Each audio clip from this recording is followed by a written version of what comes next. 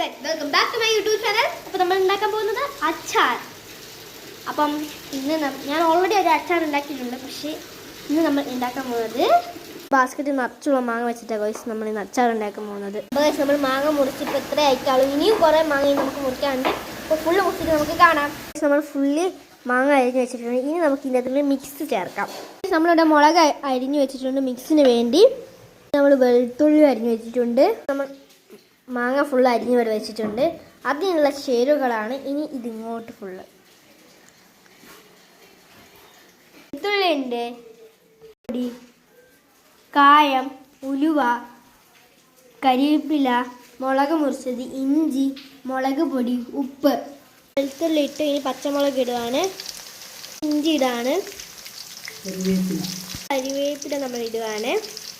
ഇത് നല്ലോണം മിക്സ് ചെയ്യാം. കായപ്പൊടി ഇട്ടിട്ടുണ്ട്. ഇത് നമുക്ക് കുറച്ചുകൂടി നല്ലോണം മിക്സ് ചെയ്ത് കൊടുക്കാം. അത് ഇടുകയാണ് ഈ മിക്സിയിലേക്ക്.